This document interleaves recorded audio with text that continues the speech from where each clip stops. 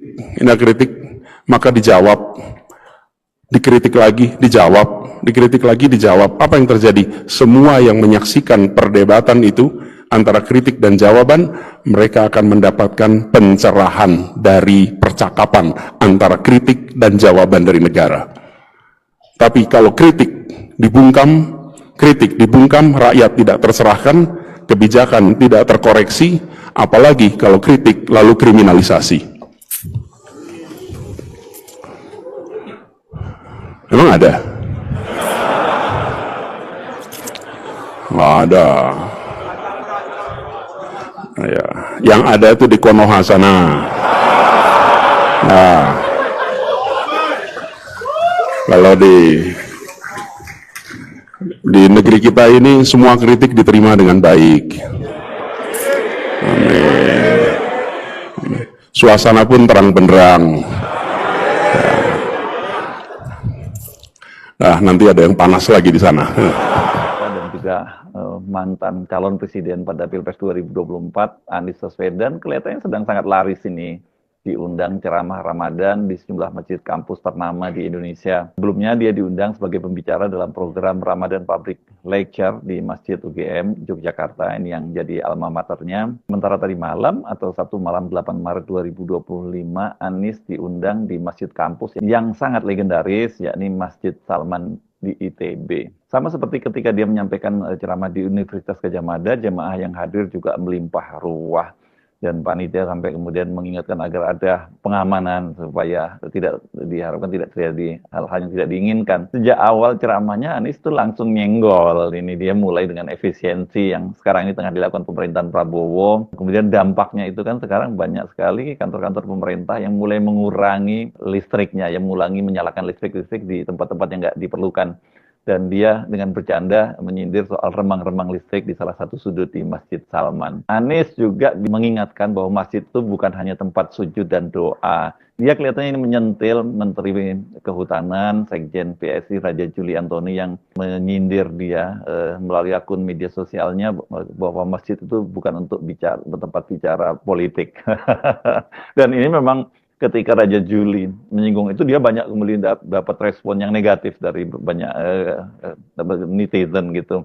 Dan Anies tadi dengan sangat telak menjelaskan bahwa sejarahnya sejak era Nabi, ya itu memang masjid memang tempat politik, tempat strategi perang bahkan di zaman Rasul ya. Kemudian dia juga bicara soal anak muda yang nggak mau berpolitik karena kata dia walaupun terjadi pergantian pemimpin juga masih gitu-gitu aja. Tapi dia mengingatkan bahwa ganti pemimpin itu bisa juga uang kuliah tunggal naik. Malam ini saya bersyukur bisa kembali ke Masjid Salman, dan tadi sudah sama-sama kita sholat tarawih. Nampaknya agak penuh ya malam ini. Dari luar sana agak panjang perjalanan tadi. Dan saya ini pertama kali Pak, kembali lagi setelah bertahun-tahun. Dulu saya sering datang ke sini ketika masih aktif di mahasiswa. Bersama teman-teman ITB waktu itu, suka ke sini. Tapi tidak ingat suasana di malam, karena kebanyakan kita di sini kalau siang. Malam hari datang, suasananya agak remang-remang di sini. Bukan karena efisiensi ya. Bukan ya. Barangkali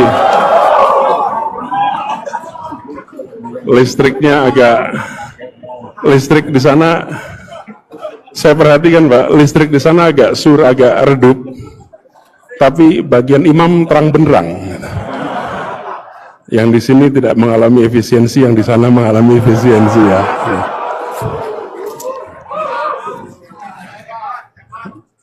Saya bersyukur juga bahwa kembali ke Salman ini mengingatkan kita bahwa masjid sejak zaman Rasulullah dulu bukan sekedar tempat sujud dan doa. Kalau ada yang mengatakan masjid sekedar tempat sujud dan doa, salah. Masjid ini adalah tempat tentang gagasan keadilan dibicarakan. Masjid ini tempat tentang pesan-pesan kehidupan yang berkeadilan itu diungkapkan. Masjid ini tempat mencerahkan. Masjid ini pusat peradaban. Karena itu banyak urusan-urusan dibahas di masjid. Dan alhamdulillah Masjid Salman meneruskan tradisi itu.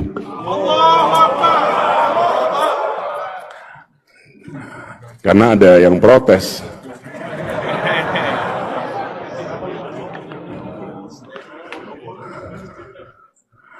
Tapi kita semua sadar bahwa masjid tidak sekedar tempat untuk ibadah mahdhah. Dan kita juga melihat terjadi perubahan zaman. Di masjid ini kita membaca tanda-tanda perubahan zaman itu. Dan harus selalu antisipatif dalam baca perubahan zaman. Beberapa waktu yang lalu Pak Rektor, saya sempat bertemu dengan alumni ITB, tapi pada waktu itu era kampanye Pak, jadi tidak di dalam kampus. Pada waktu itu saya cerita, dulu saya kalau datang ke kampus ITB selalu terima tulisan, selamat datang putra-putri terbaik. Alhamdulillah sekarang sudah ditambah, selamat datang putra-putri terbaik dan calon pemimpin masa depan. Cuman karena tambahannya sekarang, antrinya masih panjang. Besok baru nanti. Nah, malam ini saya dapat tugas untuk bicara tentang demokrasi berpikir kritis. Saudara-saudara sekalian, ketika Rasulullah Muhammad SAW memimpin di Madinah selama 10 tahun, itu tahun 622 sampai 632, 10 tahun. Pada masa itu adalah masa di mana syura, musyawarah, percakapan, kesetaraan itu hadir. Dan yang menarik, yang ini saya ingin bahas kemudian, ketika baginda Nabi besar Muhammad SAW wafat, diteruskan dengan 4 khalifah al-Rasyidin. Dalam periode 29 tahun, dari 632 sampai 661. Selama 29 tahun itu, ditambah 10 tahun, kita menyaksikan sebuah jalannya tata pemerintahan yang berbeda dengan dimanapun di muka bumi pada zaman itu. Pada zaman itu, pergantian kekuasaan ditandai dengan pertempuran. Pergantian kekuasaan ditandai dengan kemenangan, dengan kekerasan. Dan di masa 39 tahun itu, proses pemerintahan dijalankan dengan kedamaian, dengan institusi, dengan pelembagaan musyawarah. Bahkan penentuan kepemimpinan pun berdasarkan proses musyawarah.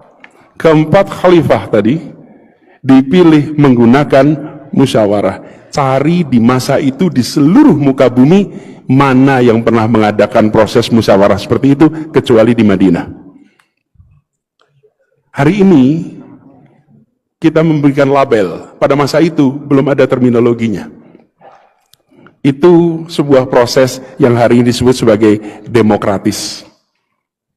Itu sebuah proses di mana ada kepastian hukum, ada ketetapan hukum, di mana khalifah pun bisa berdiri di depan hakim, dan hakim pun banyak kisahnya menyatakan khalifah salah ketika dituntut oleh rakyat.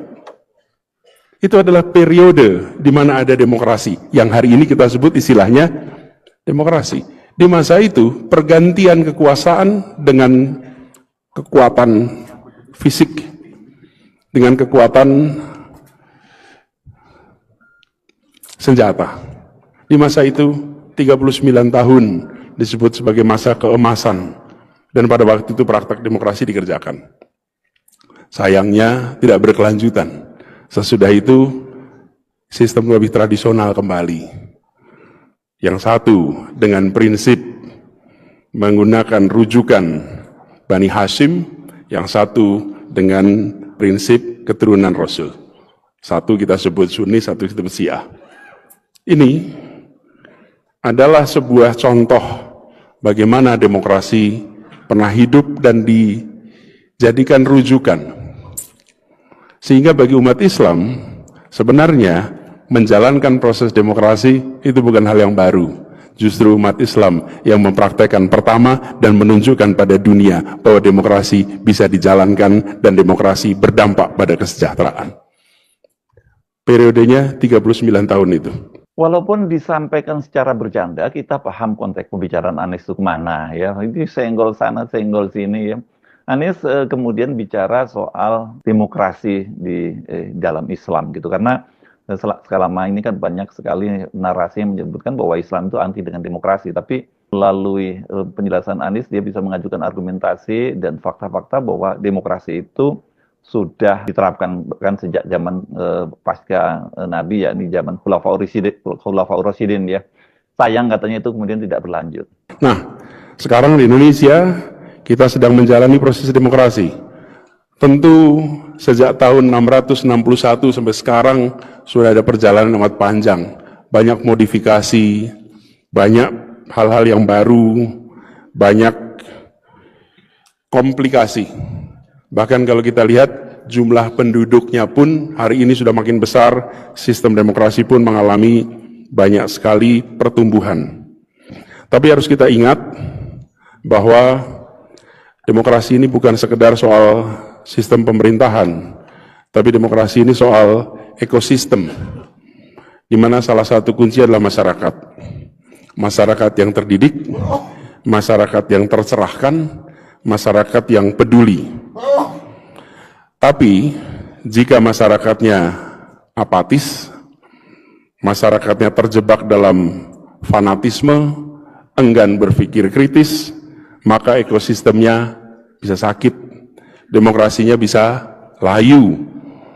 Ada seorang yang pemikir terkenal, namanya Alexis Tocqueville, pernah mengatakan bahwa demokrasi itu sering tidak hancur dari serangan luar, tapi demokrasi itu malah hancur dari kerusakan sendiri ketika kita semua tidak peduli terhadap kebebasan dan keadilan. Hari ini rasanya kita peduli, tapi belum tentu kepedulian kita direspon. Seringkali itu yang jadi masalah. Karena itu kita semua harus lebih sering untuk terlibat. Di kampus saya sering berdiskusi dengan teman-teman mahasiswa dan banyak sering menemukan statement, "Pak, saya tidak peduli dengan politik. Saya tidak peduli dengan siapa yang memimpin. Saya tetap kerja, saya tetap cari nafkah seperti biasa. Toh ganti pemimpin, ya hidup saya begini-begini saja." Rasanya enggak ya. Ganti pemimpin UKT bisa naik.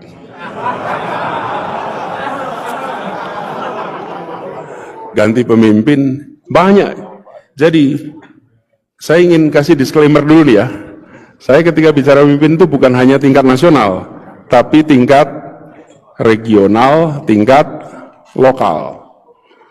Dan itu artinya kalau kita mengeluh soal kemacetan, ini bukan soal kendaraan, ini soal kebijakan sistem transportasi. Dan kebijakan adalah keputusan politik. Ketika kita bicara tentang harga pangan yang naik, maka ini bukan soal harga satu komoditi, tapi ini soal kebijakan tata niaga.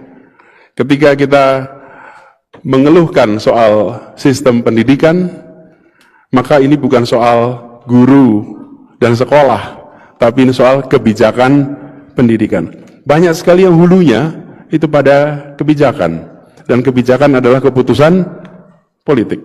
Karena itu kita semua harus sadar bahwa tidak bisa kita menganggap bahwa biarkan demokrasi diurus oleh mereka yang peduli, dianggap diurus oleh tokoh-tokohnya saja. Kita tidak peduli, tidak bisa.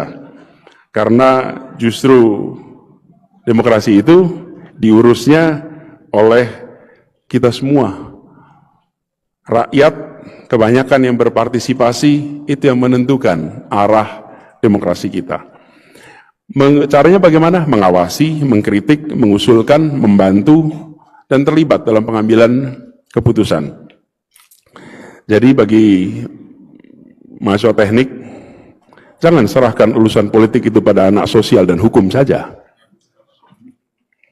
Mahasiswa teknik jangan menganggap ini urusan mereka yang bidangnya sosial politik. Kenapa? Karena dalam prakteknya semua harus memiliki kemampuan untuk mempertanyakan, menguji, mencari bukti tentang apa yang menjadi dasar dari kebijakan. Walaupun ITB udah jelas, banyak alumni yang insinyur tapi terlibat politik, termasuk jadi gubernur di Jakarta.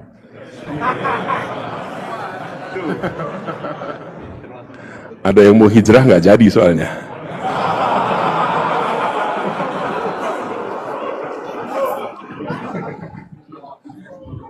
Ya, di Jakarta seringkali perlunya yang ansor. Gitu. Kalau muhajirin belum tentu diterima di sana.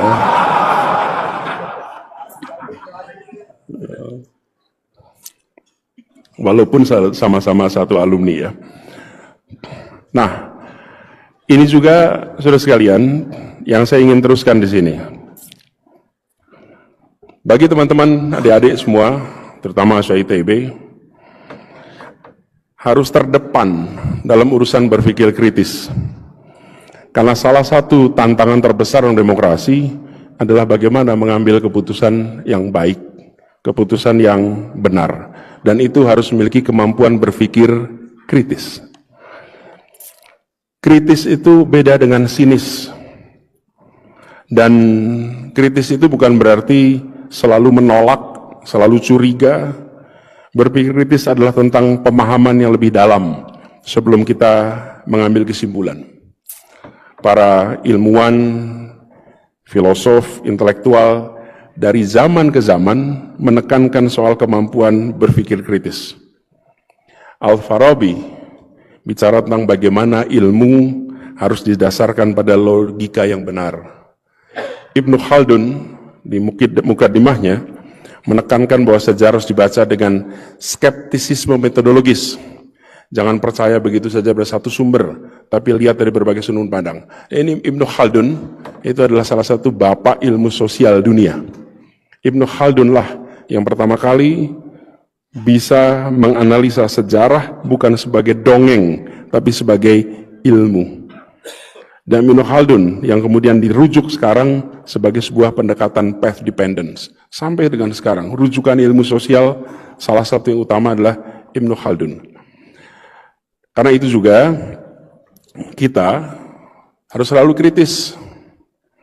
Kritis, dan kritis itu persyaratannya inkuisitif. Selalu bertanya, selalu mempertanyakan. Nah, seringkali sistem pendidikan kita tidak memberikan ruang untuk bertanya dan mempertanyakan. Banyak bertanya seharusnya baik, tapi seringkali banyak bertanya, banyak masalah.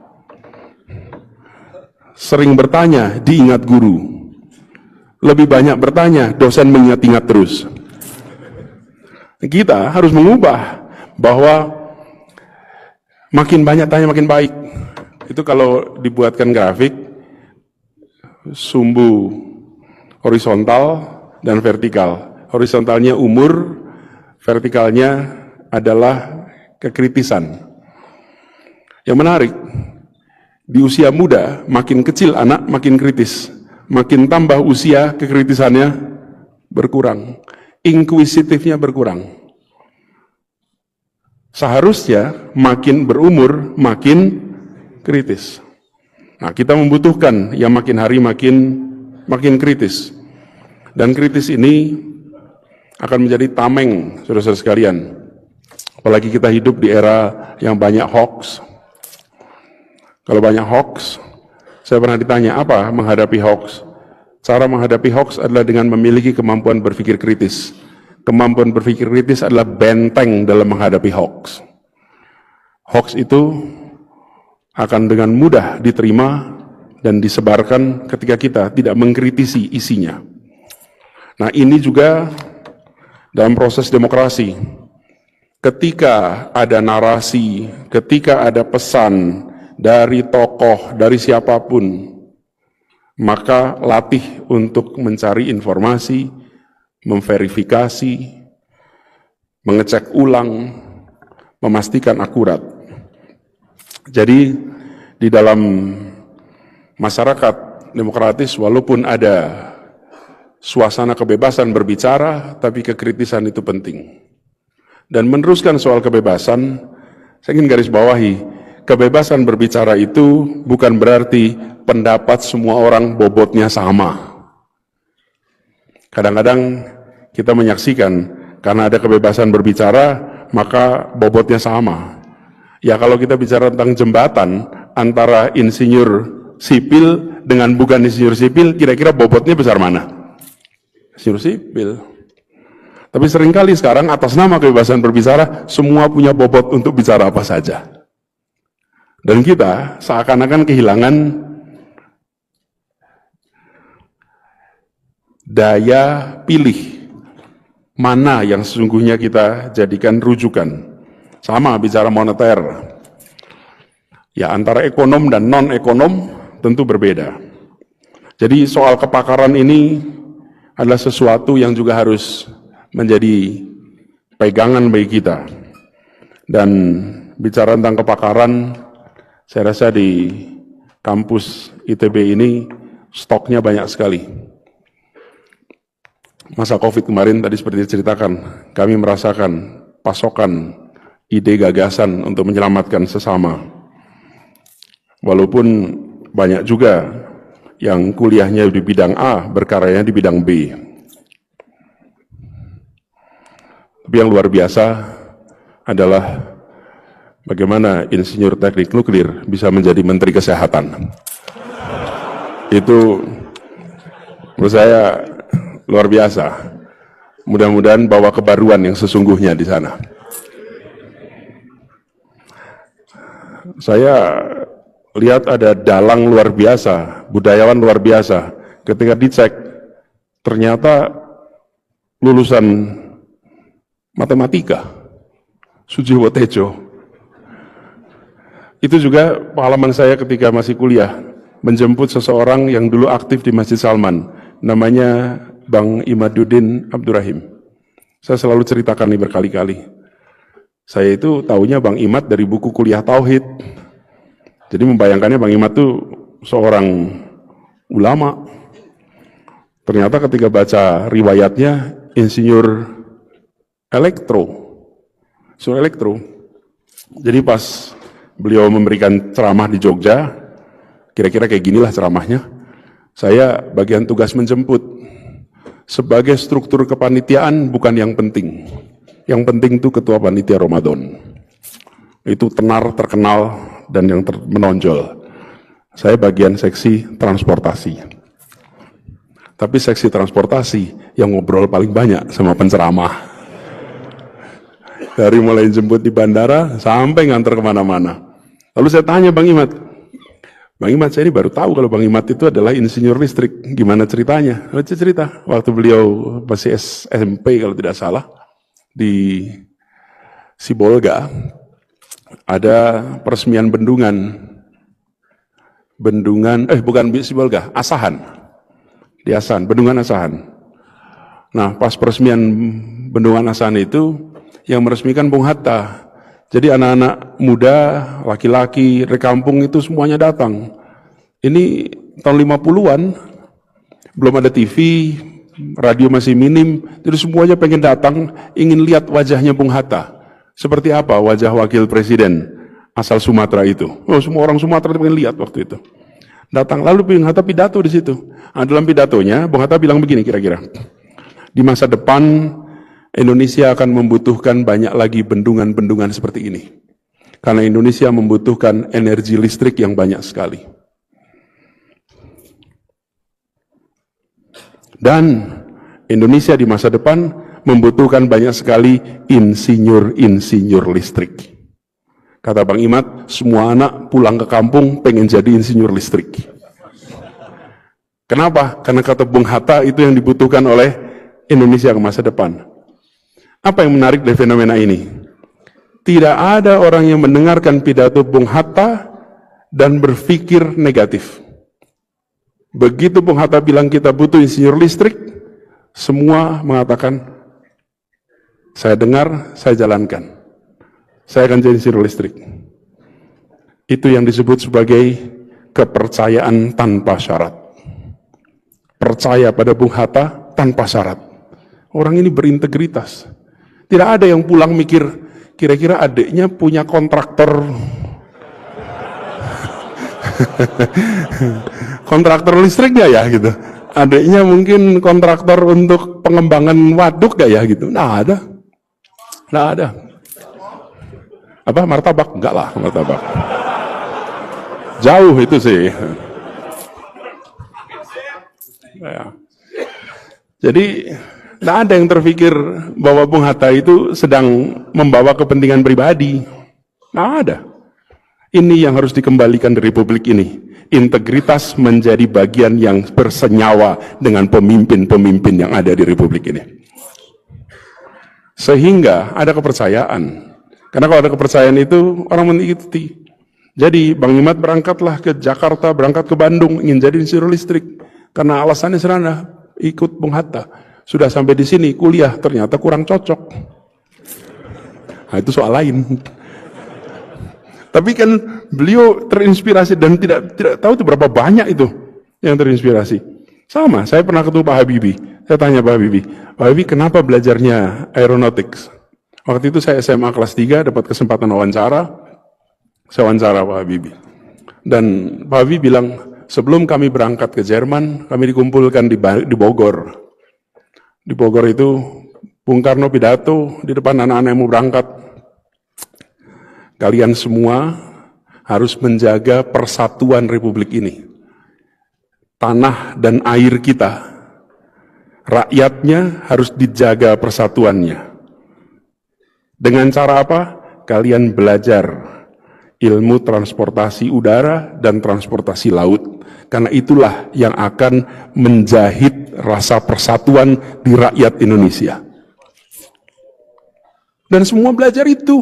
Kenapa? Karena itulah yang dikatakan pemimpin. Ini contoh pemimpinnya visioner. Punya gagasan.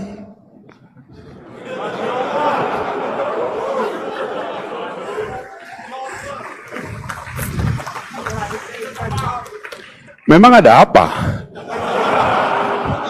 Ini kan saya lagi cerita Bung Karno punya gagasan. Bung Karno punya gagasan dan gagasan yang diungkapkan lalu menjadi inspirasi. Kalau tidak ada gagasannya nggak pernah jadi inspirasi. Paling hanya bisa difoto. Tapi kalau gagasan dia menempel di dalam benak dan dia menjadi penggerak. Karena itulah kalau kita lihat mereka-mereka memiliki visi, memiliki misi, ditopang dengan integritas, ditopang dengan daya artikulasi yang hebat, maka dia menjadi pesan yang menginspirasi begitu banyak. Dan lihatlah apa yang terjadi.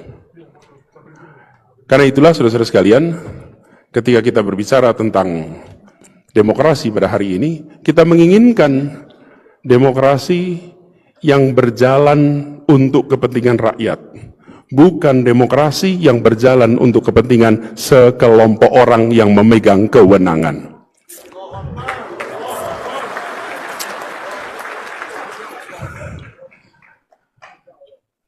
Pemegang kekuasaanlah rakyat, pemegang kewenangan adalah yang dipilih oleh rakyat.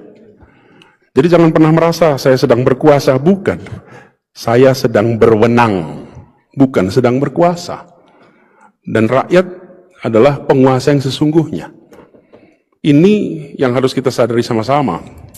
Dan di dalam proses demokrasi ini, maka pemegang kekuasaan, rakyat, harus berani mengkoreksi, harus berani mengatakan kepada pemegang kewenangan, Anda kami pilih, Anda kami berikan kewenangan, maka Anda harus bekerja untuk kepentingan rakyat. Dan kalau tidak bekerja untuk kepentingan rakyat, maka pemegang kekuasaan harus menggugat. Nah, biasanya yang berani menggugat adalah mereka yang berada di luar kewenangan. Karena kalau sudah di dalam kewenangan, biasanya sulit. Karena itulah, saudara sekalian, dalam konteks demokrasi sekarang, kita harus kritis mempertanyakan, dan negara harus terbuka. Tidak boleh negara tertutup menghadapi kritik, menghadapi komentar. Saya pernah bertugas di pemerintahan.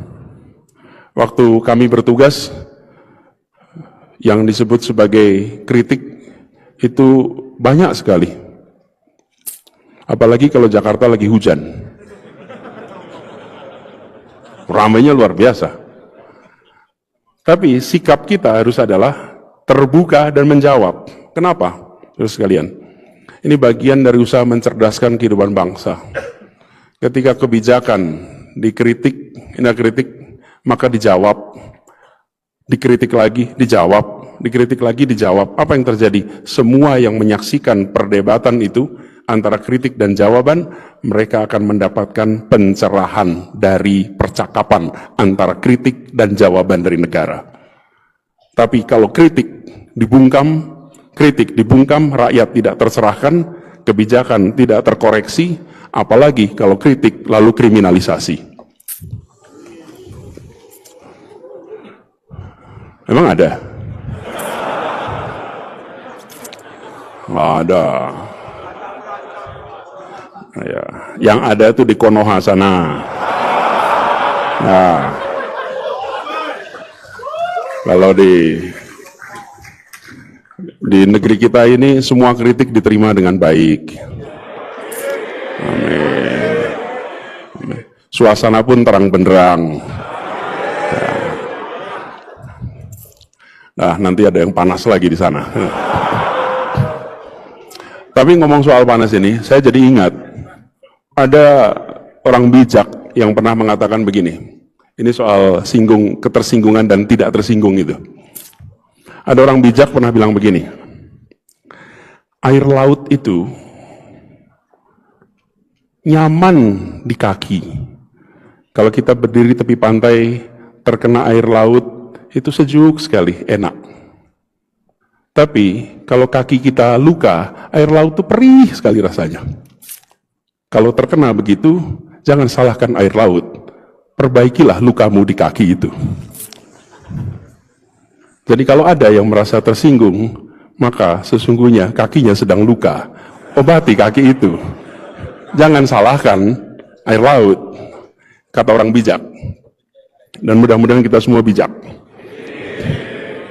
Selain menyinggung demokrasi dalam Islam, Anies juga mengkaitkan kemudian dengan demokrasi di Indonesia dan pentingnya penguasa itu untuk tidak terlalu reaktif terhadap atau merespon kritik-kritik dari publik, karena kritik itu bagian dari demokrasi. Kita semua sedang menghadapi Indonesia yang sedang berat, dan hari-hari ini banyak saudara-saudara kita sedang menghadapi bencana alam akibat banjir.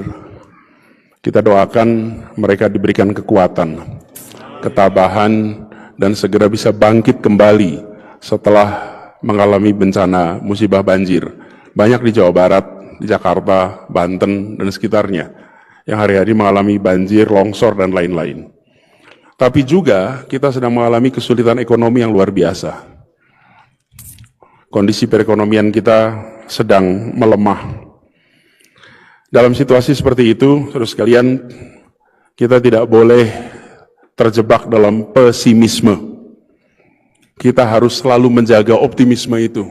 Bangsa Indonesia sudah mengalami suasana naik turun, dan kita selalu bisa melewati berbagai macam tantangan. Karena itu, jangan kita terbawa dengan pesimisme. Kita harus dorong optimisme itu. Bahwa yang dikerjakan pemerintah disetujui apa tidak, itu soal kebijakan. Tapi bangsa ini tidak boleh terjebak dalam pesimisme. Kita harus terus menghidupkan optimisme, karena optimisme itu adalah akar kekuatan bangsa Indonesia. Dan kita percaya bahwa kita akan selalu bisa melewati semua tantangan itu. Doa kita tidak pernah berubah. Setiap tantangan yang diberikan kepada kita, pasti kita sanggup. La yukallifullahu nafsan illa usaha. Jangan berikan beban yang kami tidak mampu untuk memikulnya. Sehingga ketika kita mendapatkan beban seperti ini, kita yakin bahwa Allah Subhanahu wa taala pasti sudah menakar kemampuan kita. Jadi jagalah optimisme itu. Selalu ada jalan keluar. Di dalam setiap kesulitan ada kemudahan. Ini bukan dalam setiap kesulitan, sesudah kesulitan ada kemudahan, dalam kesulitan ada kemudahan. Itulah sebabnya kita harus jaga optimisme itu, apalagi anak-anak muda. Anak-anak muda adalah penjaga api optimisme itu. Walaupun di sosial media ada hashtag kabur aja dulu. By the way, saya 2 minggu lalu ke Qatar. Di Qatar ketemu dengan banyak sekali insinyur-insinyur Indonesia. Dan banyak insinyur-insinyur Indonesia itu adalah alumni dari ITB. Pas rame-ramenya kabur aja dulu. Ketemu mereka. Lalu saya katakan pada mereka, Anda, enggak, saya enggak nyuruh pulang. Kasihan betul mereka suruh pulang sekarang ini. Mereka lagi kerja. Saya malah katakan begini, Indonesia ini kekurangan orang di gelanggang internasional. Kita semua jago kandang. Kita semua jago kandang. Dan kita ini kalau ada yang mau ke internasional, enggak nasionalis lu. Kapan Republik ini akan maju? Kita coba datang ke World Bank, India, Filipina, Cina, Jepang, berderet. Mana Indonesia? Datang ke lembaga-lembaga internasional, berderet, PBB, semua. Mana Indonesia? Enggak joget lah, kamu gimana? Ini lagi serius ngomongnya. Sebentar. Ya, ntar kita terusin dulu bentar. Ya.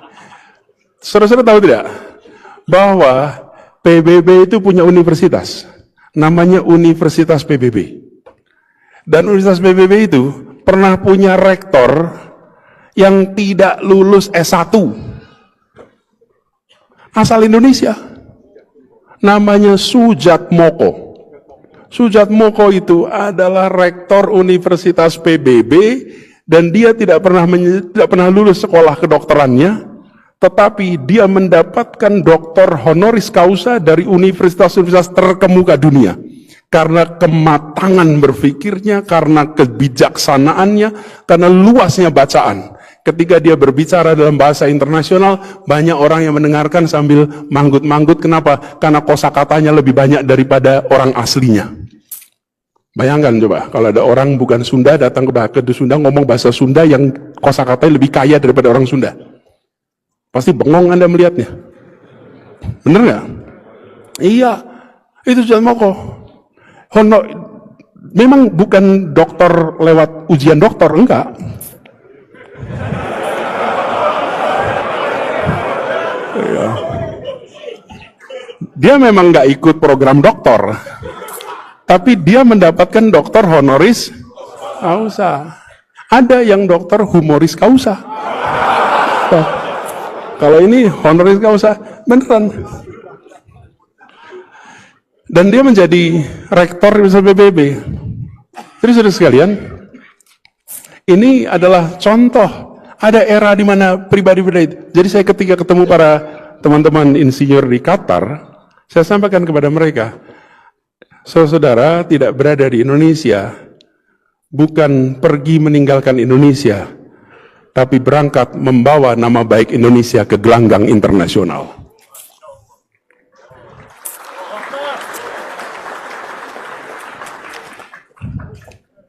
Jadi kita jangan pandang mereka itu, mereka lagi bawa nama baik kita. Ketika dia memimpin rapat dan luar biasa, lalu orang bertengkokan, orang dari mana ini? Oh dari Indonesia, lulusan mana? ITB. ITB, di mana itu? Di Bandung. Mau dibilang universitas apa institut teknologi terbaik di Indonesia gitu kan? Berani nggak disebut itu? Ini contoh. Jadi kita jangan pandang mereka yang pergi itu sebagai melarikan diri, tapi pandang mereka sebagai perwakilan, dan kita butuh lebih banyak lagi. Mudah-mudahan ke depan lebih banyak lagi. Tapi saya ingatkan pada mereka semua, pesawat terbang boleh membawa badan Anda pergi dari Indonesia, tapi hati dan pikiran saya jamin tidak akan pernah bisa meninggalkan Indonesia. Terus bantu Indonesia, bantu dengan pikiran, bantu dengan kekuatan finansial, bantu dengan gagasan. Dan kalau kita punya banyak orang-orang di sana, apa yang terjadi? Kita dengan mudah akan bisa mendapatkan lobby-lobby untuk kepentingan Indonesia. Hari ini sering kita kesulitan. Dulu kita punya tokoh-tokoh di tempat itu, seperti saya sampaikan tadi, yang namanya Sujatmoko. Nah, mudah-mudahan kita nanti punya lebih banyak yang seperti itu. Sehingga kita bukan hanya tuan rumah di negeri sendiri, tapi bisa menjadi tamu memesona di negeri orang.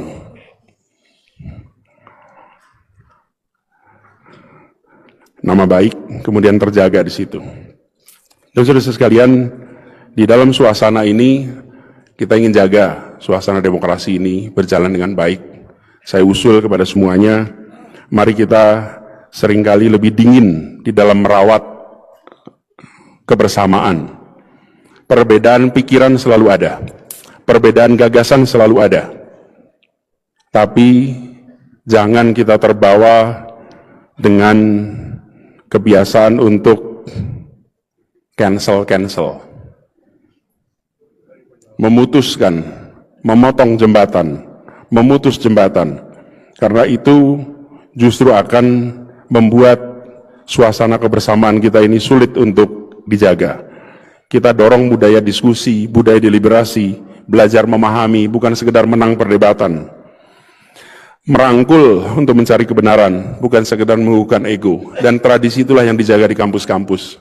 Kampus-kampus harus terus menjadi tempat di mana gagasan berbeda diperdebatkan.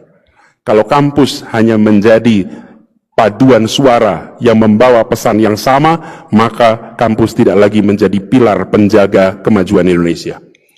Tapi kalau kampus menjadi tempat di mana perbedaan gagasan dibicarakan dan urusan-urusan besar dibahas dengan keterbukaan, maka itu akan dahsyat.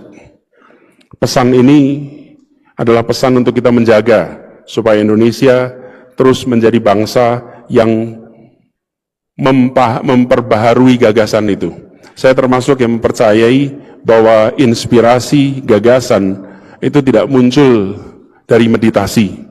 Inspirasi tidak datang dari meditasi. Inspirasi itu datang dari interaksi.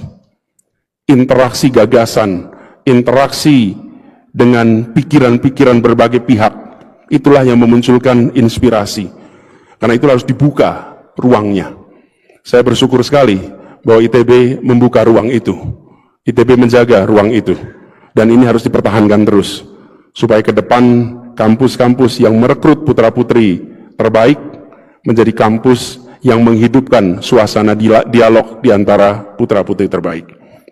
Syukurlah ya kalau kita ngomongin Indonesia di eranya Pak Prabowo yang belum sampai berusia 200 hari itu, jauh ini kita melihat kendati Pak Prabowo itu terkesan sangat tidak suka dengan kritik, karena kritik kemudian dianggap sama Pak Prabowo nyinyir dan kemudian disebut ndasmu dan sebagainya, tapi kan tidak ada langkah-langkah atau tindakan kriminalisasi atau yang dulu di eranya Pak Jokowi banyak buzzer-buzzer yang kemudian melaporkan mereka-mereka yang kritis terhadap pemerintah. Malah sebelumnya itu kata Menteri Hukum dan HAM, Natalius Pigai, kan Pak Prabowo itu akan memberikan amnesti untuk ribuan narapidana yang dihukum karena Undang-Undang ITE. Tapi sampai sekarang sejauh ini kok belum terrealisir ya rencana yang sangat bagus itu. Tidak hanya senggol sana senggol sini, Anies itu mengingatkan kondisi Indonesia itu, dan ini sekarang ini sangat berat ya, bencana terjadi di mana-mana, dan juga ekonomi yang sekarang ini cukup mengkhawatirkan, tapi Anies mengingatkan harus tetap menjaga optimisme. Bahkan ini Anies juga bicara tentang anak-anak Indonesia yang ada di luar negeri, yang bekerja di luar negeri, yang kata Anies justru ini membawa nama baik Indonesia di luar negeri. Ini jadi dia menyemangati anak-anak muda Indonesia yang ingin bekerja di luar negeri, nggak perlu khawatir karena kemudian disebut tidak nasionalis. Jadi kalau kita cium Anies tadi semua rata ya, tapi momen tanya jawabnya sih dia sempat menyenggol ketika banyak sekali pertanyaan, dia bilang kok kayak ujian disertasi ya, untuk ujian doktor kata dia. Tapi kemudian dia bilang bahwa tapi saya doktornya ujiannya beneran loh kata dia. Ini orang kan pasti tahu maksudnya yang ditujukan kepada Bahlil Lahadalia yang sekarang ini gelar doktornya itu dipersoalkan menyusul keputusan dari Dewan Guru Besar sebelumnya yang menyatakan bahwa terjadi beberapa pelanggaran. Tapi kelihatannya UI kemudian menempuh jalan kompromi dengan mempersilahkan Bahlil ini untuk memperbaiki kembali, menulis kembali disertasinya. Kalau tadi nanti dia katakan lulus tapi sudah kadang secara moral dia sudah cacat. Tapi apa urusannya soal cacat moral itu orang seperti Gibran yang cacat moralnya juga sampai sekarang dia tetap bertahan posisinya menjadi wakil presiden. Saya Harus Arif dari Forum News Network. Sampai jumpa lagi. Wassalamualaikum warahmatullahi wabarakatuh.